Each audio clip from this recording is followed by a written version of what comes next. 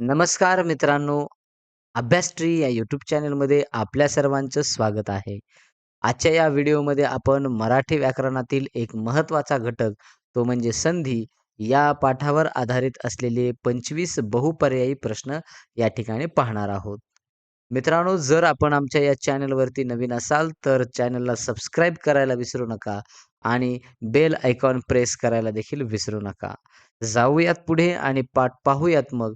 या ठिकाणी मराठी व्याकरणातील हा संधी हा पाठ आणि त्यावर आधारित असलेले हे 25 बहुपर्यायी प्रश्न. मित्रांनो, या व्हिडिओची जर आपल्याला PDF हवी असेल, तर तुम्ही आमच्या टेलिग्राम चॅनलला जॉइन व्हा आणि त्या ठिकाणी ही PDF आपण डाउनलोड करू शकता. आपल्या प्रत्येक व्हिडिओच्या PDF आपल्याला त्या ठिकाणी पाहायला मिळतील.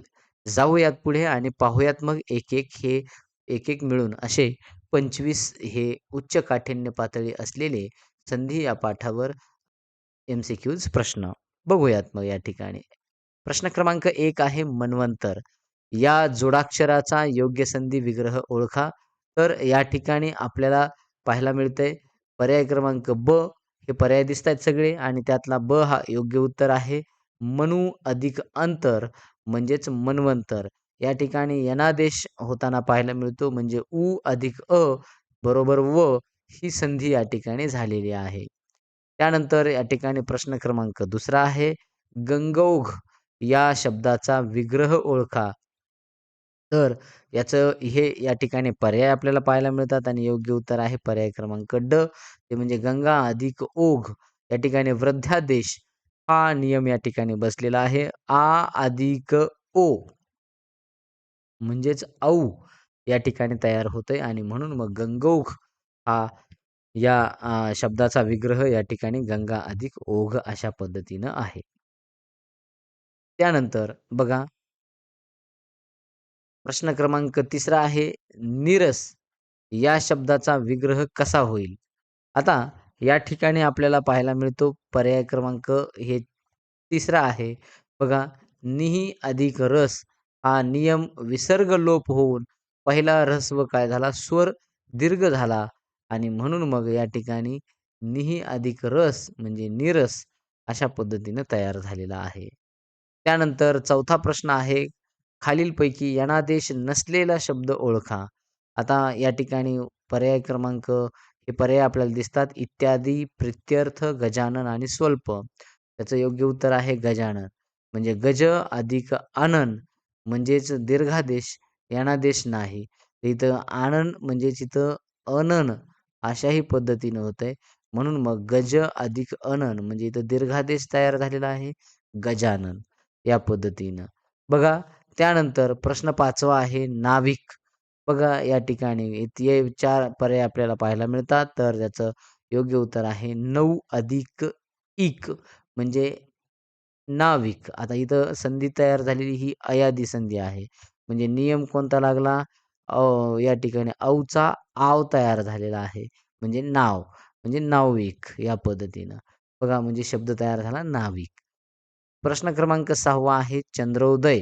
या शब्दात कोणते 2 स्वर एकत्र आले आहेत? तर या ठिकाणी स्वर आपल्याला विचारले जातात इथं. या ठिकाणी बघा पर्याय क्रमांक ब हे योग्य उत्तर आहे. चंद्र अधिक उदय अशी त्याची काय आहे? हा गुणादेश आपल्याला पाहायला मिळतो. म्हणजे चंद्र अधिक उदय ही त्याची संधी आहे आणि मग म्हणजे त्याचा विग्रह आहे. बघूयात मग. या ठिकाणी बघा अ आणि उ या पद्धतीनं म्हणजे चंद्र त्यामध्ये असलेलं अ आणि उ म्हणजे इथं अ अधिक उ या ठिकाणी काय झालेले आहे? संधी हे 2 स्वर एकत्र आलेले पाहायला मिळतात. त्यानंतर पर्याय क्रमांक प्रश्न क्रमांक 7वा आहे महेंद्र या शब्दाचा संधी विग्रह आणि प्रकार कोणता? तर या ठिकाणी बघा महो अधिक इंद्र विसर्ग संधी, महा अधिक इंद्र गुणादेश, महे अधिक इंद्र दीर्घादेश आणि त्यानंतर मह अधिक इंद्र. तर या ठिकाणी पर्याय क्रमांक ब आहे महा अधिक इंद्र गुणादेश झालेला पाहायला मिळतो. म्हणजे आ अधिक ई बरोबर ए तयार झालेला आहे. या ठिकाणी म्हणजे तो गुणादेश आहे असं आपल्याला सांगता येईल. त्यानंतर प्रश्न क्रमांक 8वा आहे पित्राज्ञा. शब्दाची फोड केल्यावर कोणत्या म्हणजे थोडक्यात ही फोड जी आहे, ही कोणत्या नियमावर आधारित आहे? तर या ठिकाणी नियम न देता इथं बघा ही शब्दाची फोड दिलेली आहे. म्हणजे इथं पितृ आज्ञा, त्यानंतर पिता अधिक आज्ञा, पितृ अधिक आज्ञा आणि पितृज्ञा. तर या ठिकाणी मला वाटतं आणि हे दोन्ही पर्याय सारखे दिसत आहेत.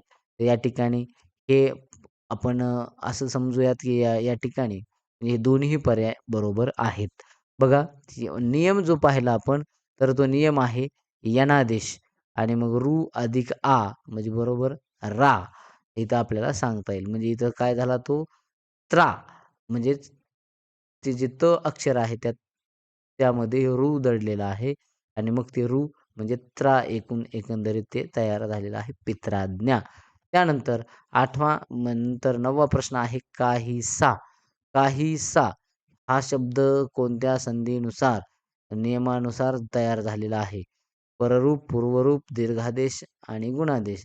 आता बघा याची संधी जर पाहिली तर काही अधिक असा पद्धतीने म्हणजे कायम राहिलेला आहे, अलोप झालेला आहे. म्हणजे हा जो आहे थोडक्यात पहिला स्वर जसाच तसा राहिलेला आहे. म्हणजे हा पूर्वरूप संधीचं उदाहरण आपल्याला या ठिकाणी पाहायला मिळतंय. त्यानंतर 10वा प्रश्न आहे घामोळे या शब्दातील चा लोप होऊन कायम राहणे हे कोणत्या संधीचे उदाहरण आहे? आता घाम अधिक ओळे बघा या ठिकाणी म्हणजे इथं हा लोप झाला आणि राहिला म्हणजे ही दुसरा स्वर हा कायम राहिला म्हणजे ही पररूप संधी आहे, हे या ठिकाणी लक्षात येतंय. त्यानंतर प्रश्न क्रमांक 11 आहे वाक अधिक विहार या शब्दाची संधी कशी होईल? बघा तर आपल्याला माहिती आहे, ही तृतीय व्यंजन संधी या ठिकाणी होते. म्हणजे इथं चा काय होणार आहे? होणार आहे आणि मग इथं बनलेला आहे वाघविहार आणि तो पर्याय क्रमांक वरती आहे. त्यानंतर या ठिकाणी उच्छवास या शब्दाचा योग्य विग्रह कोणता? तर या ठिकाणी आपल्याला सांगता येईल, की अधिक श्वास म्हणजे इथं नियम त आणि श एकत्र येऊन त्यांचा होतो म्हणजे अर्ध आणि त्याला म्हणजे हा बनला उच्छवास. म्हणून मग या ठिकाणी शब्द तयार झालेला आहे उच्छवास आणि तो आहे पर्याय क्रमांक 1 वर त्याची विग्रह आहे अधिक श्वास. त्यानंतर प्रश्न क्रमांक 13वा आहे वांग निश्चय या शब्दाचा संधी विग्रह ओळखून संधीचा प्रकार सांगा. तर या ठिकाणी वांग निश्चयाची संधी आपल्याला म्हणजे विग्रह ओळखायचा आहे. बघा वाक निश्चय, वांग निश्चय, तर येणार नाहीये. त्यानंतर वाक निश्चय. आता इथं आपल्या लक्षात येतंय चा काय झालेला आहे अनुस्वार झालेला आहे. म्हणजे या ठिकाणी आपल्याला सांगता येईल ही तृतीय व्यंजन संधी येणार नाही. तर या ठिकाणी प्रथम व्यंजन संधी नाही म्हणजे ही प्रथम व्यंजन संधी येणार नाही. ही अनुनासिक संधी या ठिकाणी आपल्याला पाहायला मिळते. म्हणून पर्याय क्रमांक हे त्याचं योग्य उत्तर आहे. त्यानंतर प्रश्न 14वा आहे आपत्काल हा शब्द कोणत्या संधी नियमानुसार तयार झालेला आहे? तर आपल्याला माहिती आहे, की या ठिकाणी आपद अधिक काल असा त्याचा हे आहे, विग्रह आहे. म्हणजे चा काय झाला तो झालेला आहे. म्हणजे ही आपल्याला सांगता येतं प्रथम संधी त्या ठिकाणी प्रथम व्यंजन संधी होताना पाहायला मिळते. म्हणून प्रथम व्यंजन संधी ही पर्याय वर आहे. या ठिकाणी 15व्या नंबरचा प्रश्न बघूयात. उज्ज्वल या शब्दाचा योग्य संधी विग्रह कोणता आहे? तर उज्ज्वलमध्ये आपल्याला माहिती आहे, की आणि थोडक्यात इथं असा विग्रह त्याचा पाहायला मिळेल. म्हणजे जचा इथं होणं आणि मग ते डबल आपल्याला पाहायला मिळतं. जोडाक्षर पाहायला मिळतं. म्हणून मग या ठिकाणी अधिक ज्वल हे पर्याय क्रमांक वरचं त्याचं योग्य उत्तर आहे. त्यानंतर प्रश्न क्रमांक 16वा आहे दिगंत. बघा या शब्दाचा अचूक विग्रह कोणता? दिग अंत, दिगअंत आणि दिगंत. तर आपल्या लक्षात येतंय ही तृतीय व्यंजन संधी आहे म्हणजे चा झालेला आहे आणि इथं मग दिगंत येणार नाही. इथं दिगअंत सुद्धा येणार नाही. त्यानंतर पुढे आणि गंत बी येणार नाही. म्हणजे पर्याय क्रमांक थोडक्यात आहे अधिक अंत. त्यानंतर षण्मास या शब्दातील वर्गातील कोणत्या व्यंजनाचा आदेश आलेला आहे किंवा आला आहे? तर तो या ठिकाणी आपल्याला अनुनासिक संधी इथं पाहायला मिळते आणि त्यामध्ये मग तो षट मास म्हणजे थोडक्यात टचा काय झालेला आहे, न झालेला आहे. म्हणून मग या ठिकाणी न आपल्याला उत्तर त्याचं पाहायला मिळतं. तर हे आपल्याला कोणत्या व्यंजनाचा आदेश आला आहे, तर णचा आदेश आलेला आहे. त्यानंतर तट्टिका.